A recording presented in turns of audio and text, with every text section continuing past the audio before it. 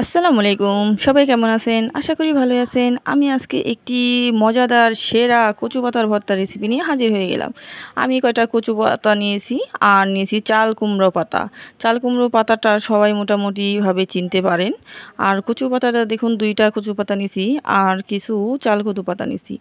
এটা আমাদের বেশিরভাগ পাওয়া যায়। যাই হোক এই পাতাগুলোকে ভালো করে ২ হাত দিয়ে ঘষে তারপর নিলাম। আর কচু পাতাগুলো কুচি, কুচি করে কেটে নিলাম। আর এই চাল কুমড়ো পাতাটার ভিতরে একটু শুং থাকে, কাটা কাটা জাতীয় থাকে, এই জন্য ২ হাত দিয়ে ভালো করে ডলে এই শুংটা করতে হবে। তারপর এগুলা সুন্দর করে আমি বেশি পরিষ্কার করে নিলাম। তারপরে এগুলো আমি কুচি কুচি করে একদম ২টা মিক্স করে দিলাম। কারণ এগুলো ভালোভাবে যদি কেটে না দিই তাহলে আমার ভর্তাটা বাটার সময় কষ্ট হবে বা করতেও খারাপ দেখা যাবে বড় বড় থাকলে। এই জন্য আমি ছোট ছোট পিস করে সুন্দর করে নিলাম। দেখুন হয়ে গেছে। আর কচু পাতার ভর্তাটা মোটামুটি সবারই অনেক প্রিয়। আর এই কচু পাতার সাথে দিয়ে দিলাম চাল কুমড়ো পাতা। এই ২টা পাতা যদি অ্যাড করে দেই তাহলে এটার স্বাদ ফ্লেভার একদম বেড়ে যায়। বিশ্বাস না হয় আপনারা বাড়িতে রেসিপিটা ট্রাই করে দেখতে পারেন। ভর্তা দেখুন, ভর্তা মোটামুটি সব মানুষেরই প্রিয় থাকে। তার সাথে নিলাম কিছু রসুন, কালো জিরা, শুকনো মরিচ। কারণ এই ৩টা উপকরণই ভর্তার একদম অতুলনীয় স্বাদ বাড়ায়। আর ঝালটা মোটামুটি যারা যেভাবে খেতে চান সেভাবে দিতে পারেন। আর রসুন কুচিটা আমি একটু বেশি দিলাম কারণ কচু পাতাটা একটু থাকে, অনেকের গলায় ধরে, এই জন্য রসুনের কুচিটা দিলাম। আর কালো জিরাটা দিলাম একটু ফ্লেভার বাড়ানোর জন্য। অনেকে এই কচু পাতার সাথে কালো জিরাটা দেয়, যাই হোক আমি দিলাম। তারপরে রসুন দেওয়ার সাথে সাথে মরিচগুলো সুন্দর করে ভাবে ৩টা নিয়ে আমি ভালোভাবে সুন্দর করে তেলে ভেজে নেব। আমি একটু সয়াবিন তেল দিয়ে দিয়েছি দেখুন।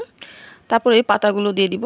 পাতাগুলো দিয়ে সুন্দরভাবে নেড়েচেড়ে একদম ভাজা ভাজা করে ফেলবো যাতে এটার ভিতরে পানি না থাকে। পানি থাকলে বাটার সময় কষ্ট হবে।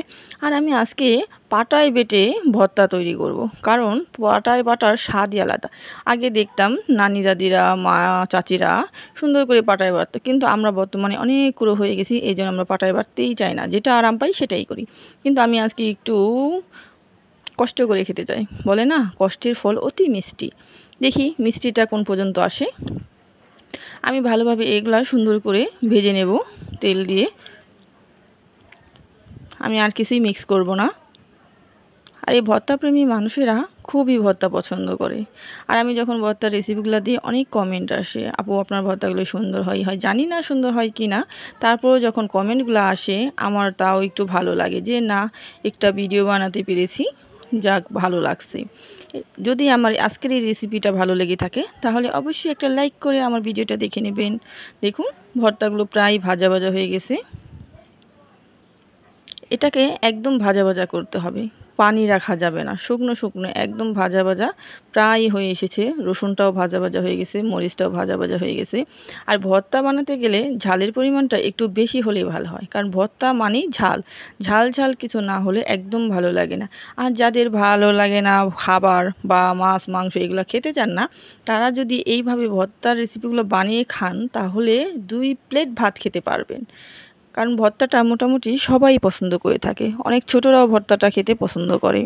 আর মাঝে মাঝে মাছ মাংস ছাড়া ভর্তা দিলে ভাত খেলেও খুব ভালো লাগে। খিচুড়ির সাথে খায়, ভাতের সাথে খায়, যে যেটা দিয়ে পছন্দ করে সেই সেটা দিয়ে খেতে পারেন। দেখুন কচুটা একদম শুকনো ভাজা ভাজা হয়ে গেছে দুটোটাই। যাই হোক তারপর আমি পাটায় আর কি নিব, এটাকে অনেক শিলনোড়া বলে, পাটায় আমি নিয়ে নিলাম। তারপরে এগুলো সুন্দর করে ভালোভাবে একদম মিক্স করে বেটে নেব এখন পাটায়। আর পাটার ভর্তার স্বাদই আলাদা। আমরা ব্লেন্ডার করি যাই করি, পাটারটা কিন্তু অতুলনীয় হয়। দেখুন সবগুলো আমি নিয়ে নিলাম। তারপর পাটায় টুংটুং করে বাটা বোটা সব শেষ হয়ে গেল। দেখুন ভর্তাটা বাটা একদম শেষ, সুন্দরভাবে মিক্স হয়ে গেছে।